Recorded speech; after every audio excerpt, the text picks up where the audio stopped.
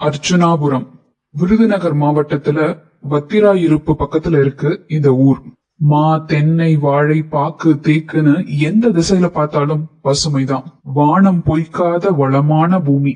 இந்த ஊருக்கு இன்னொரு முக்கிய அடையாளமும் இருக்கு. இதுதான் நல்லதங்காள் பிறந்த ஊர். சில கதைகளை கேட்கும் போது நமக்கு மனசு நெகிழும், சில கதைகளை கேட்கும் போது மனசு கணக்கும். நல்லதங்காள் கதையை கேட்டா இது ரெண்டுமே நடக்கும். மதுராபுரி நகரத்தில் பிறந்த மன்னன் ராமலிங்க நல்ல மகாராஜா. இவர் அர்ஜுனாபுரத்தை தலைமையிடமா வச்சு அந்த பகுதியை ஆண்டுட்டு வந்தார். இவரோட மனைவி இந்திராணி. கல்யாணமாகி பல வருடங்கள் கழிச்சுதான் இவங்களுக்கு குழந்தைகள் பிறந்தது. மூத்தவன் நல்ல தம்பி, இளையவள் நல்லதங்காள். ரெண்டு பேருமே ரொம்ப செல்வ செழிப்போட தான் வளர்ந்து வந்தாங்க. ராமலிங்க மகாராஜாக்கு முதுமை காலமும் நெருங்குச்சு. தான் கண்ணை மூட்டுறதுக்குள்ள மகனுக்கு முடிசூட்டிடணும்னு விருப்பப்பட்டதுனால நல்ல தம்பிக்கு முதல்ல திருமணம் பண்ணி வைக்கணும்னு முடிவு பண்ணாங்க. அதுக்காக குந்தல தேசத்தை ஆட்சி செய்து வந்த கோமகனின் மகள் மூலி அலங்காரிய திருமணம் செய்து வச்சாங்க. மனம் முடித்த 10ஆம் நாள் இந்திராணி இறந்து போறாங்க. மனைவி இறந்த துயரத்தினாலும் மகளுக்கு இன்னும் திருமணம் செய்யலைங்கிற வருத்தத்தாலும் ராமலிங்க மகாராஜாவும் கொஞ்ச நாள்லயே இறந்து போறாரு. தாய் தகப்பன் இல்லைங்கிற குறையே இல்லாம நல்லதங்காளு ரொம்ப பாசத்தோட வளர்க்கிறாரு நல்ல தம்பி. பல இடங்கள்ல வரன் தேடி கடைசியில மானாமதுரை காசிராஜனுக்கு நல்லதங்காளை நிச்சயம் செய்கிறான் நல்ல தம்பி.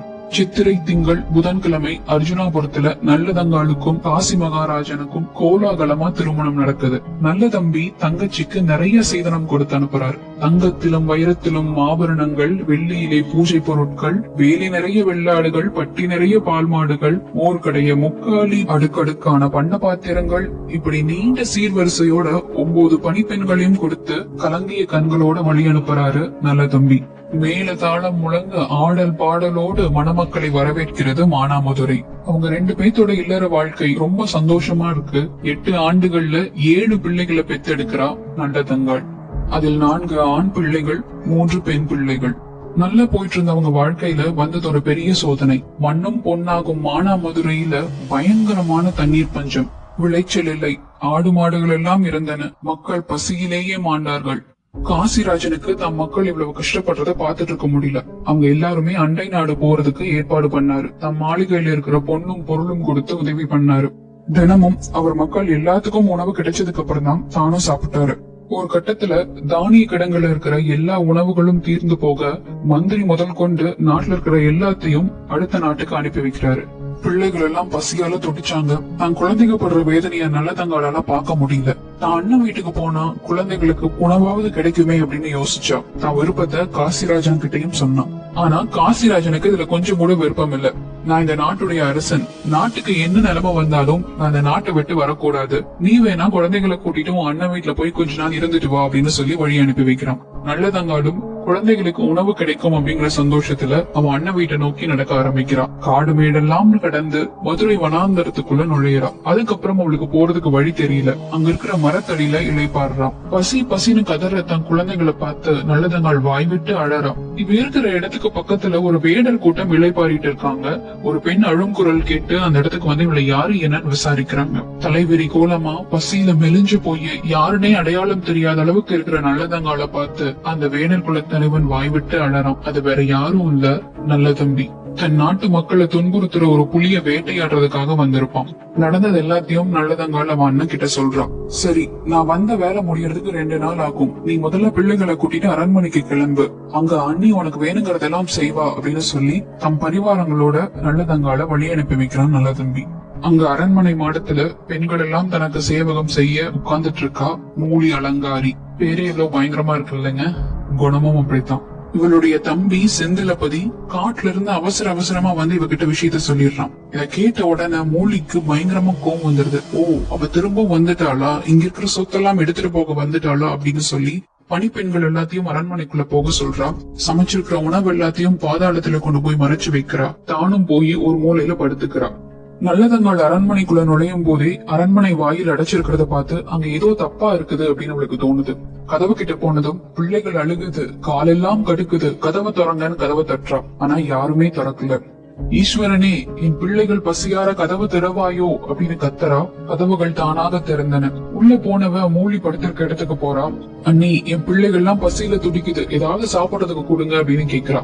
உடனே மூலி, நானே ரொம்ப உடம்புக்கு முடியாம படுத்திருக்கேன். காட்டுக்கு வேட்டையாட போனவங்க அண்ணன் நல்லபடியா படைகளோட திரும்பி வரணும்னு இங்க நாங்க எல்லாருமே விரதம் இருக்கிறோம். அதனால அரண்மனையில எதுவுமே சமைக்கல அப்படின்னு சொல்றான். அதுக்கு நல்லதங்காள், சரி அண்ணி, அண்ணன் வர வரைக்கும் நான் பசிய பொறுத்துக்கிறேன். ஆனா குழந்தைகளுக்காவது ஏதாவது கொடுங்க, கொஞ்சம் அரிசியாவது கொடுங்க, என் குழந்தைகளுக்கு நான் சமைச்சு கொடுத்துக்கிறேன் அப்படின்னு கேக்குறான். அதுக்கு மூலி, உனக்கு தெரியாது, இந்த நாட்டிலயும் கடுமையான பஞ்சம், விளைச்சலே இல்ல, அரிசிக்கு எங்க போறது, கொஞ்சம் கேழ்வரகு வேணா தரேன், அதுவும் பிள்ளைகளுக்கு கொடு அப்படின்னு சொல்லி தன் பணிப்பெண்களை அவளோட அனுப்பிச்சு வைக்கிறான். கூடவே ஒரு பணிப்பெண் கிட்ட அவளுக்கு பச்சை மட்டையும் ஓட்ட பானையும் கொடு அப்படின்னு சொல்லி அனுப்புறான். நல்லதங்காள் எப்படியோ கஷ்டப்பட்டு அந்த கேழ்வரகெல்லாம் அரைச்சு கஞ்சி காய்ச்சறதுக்காக அடுப்ப பத்த வைக்கிறா. அடுப்பு எரியவே மாட்டேங்குது.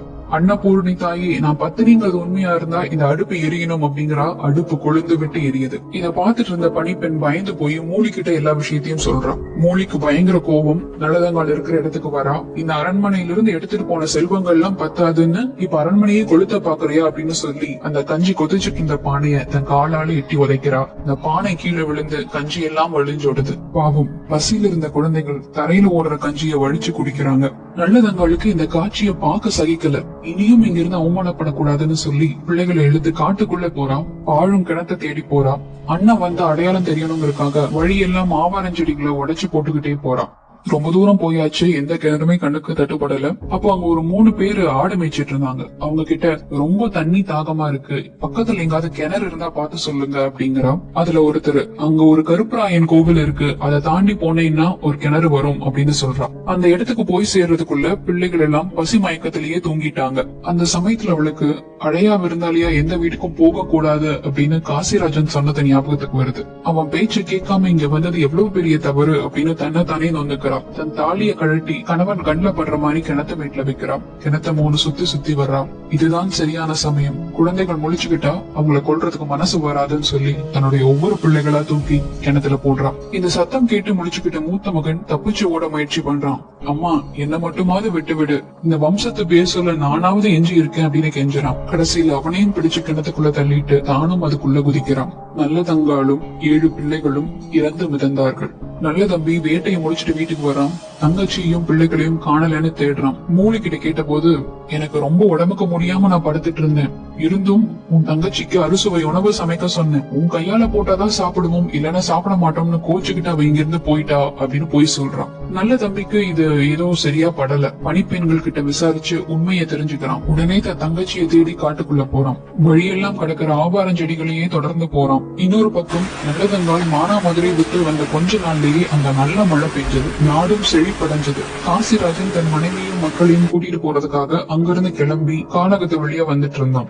நல்ல தம்பி கிணத்து பக்கம் வர்றதுக்கும் காசிராஜன் அங்க வந்து சேர்றதுக்கும் சரியா இருந்தது. கிணத்துக்குள்ள அவன் தங்கையும் அவளது பிள்ளைகளும் பிணமா மிதக்கிறத பார்த்து கதறி கதறி அழுகிறான். அவங்கள வெளியில எடுத்து ஈம காரியங்கள் எல்லாத்தையும் முடிக்கிறான். இத்தனைக்கும் காரணமான மூலி மேல அவனுக்கு பயங்கரமான கோபம் வருது. அவளை மட்டும் இல்ல, அவள் வம்சத்தையே அழிக்கணும் அப்படின்னு சபதம் எடுக்கிறான். அரண்மனைக்கும் போகிறான். அங்க ஒண்ணுமே நடக்காத மாதிரி இருக்கிற மூலியை பார்த்து, ஒரு துக்கம் நடந்த வீட்டுல தான் நல்லதும் நடக்கணும், உன் தம்பி செந்திலபதிக்கு திருமணம் நடத்தி வைக்கலாம், உன் சொந்தக்காரங்க எல்லாத்தையும் வர சொல்லு அப்படின்னு சொல்றான். மூலிக்கு ஒரே சந்தோஷம். திருமண ஏற்பாடுகள்லாம் நடக்குது. அரண்மனை சிற்பியை கூப்பிட்டு ஒரு பொய்யான மண்டபத்தை உருவாக்குறான். மூலியோட சொந்தக்காரங்க எல்லாத்தையும் அந்த மண்டபத்திலையும் தன்னுடைய சொந்தங்கள் எல்லாத்தையும் வேறொரு மண்டபத்திலையும் உட்கார வைக்கிறான். திருமணம் நடக்கிறதுக்கு கொஞ்ச நேரத்துக்கு முன்னாடி அவனுடைய திட்டப்படி அந்த மண்டபம் இடிஞ்சு விழுகுது. மூலியோட வம்சமே அழிஞ்சு போகுது. தன் கடமையை முடிச்சிட்டோம் அப்படிங்கிற எண்ணத்துல நல்ல தம்பியும் ஈட்டி மேல பாஞ்சு தன் உயிரை மாச்சுக்கிறான். நல்லதங்கால் அன்னைக்கு கிணத்துல விழுந்து இறந்து போனாலும் இன்னைக்கு வரைக்கும் அர்ஜுனாபுரம் வயல்வெளிக்கு மத்தியில கோவில் கொண்டு எல்லாரையும் காப்பாத்திட்டு தான் வர்றான். இந்த கோவிலோட அமைப்பே ஒரு வித்தியாசமா இருக்கும். கோவிலுடைய கருவறையில நல்லதங்காலுடைய சிலை கம்பீரமா வடிவமைக்கப்பட்டிருக்கும். ஒரே கல்லுல 7 குழந்தைகளோட சிலை இன்னொரு சந்நிதியில அமைக்கப்பட்டிருக்கு. பக்கத்திலேயே நல்லதம்பிக்கும் ஒரு சிலை இருக்கு. ஒவ்வொரு வருடமும் ஆடி மாதம் நல்லதங்காலின் வழித்தோன்றல்களாக இருப்பவர்கள் இங்கே வந்து விழா எடுத்து சிறப்பு பூஜைகள் செய்வார்கள். இந்த கோவிலுக்கு வந்து வேண்டினா குடும்ப உறவு பலப்படும் அப்படிங்கிறது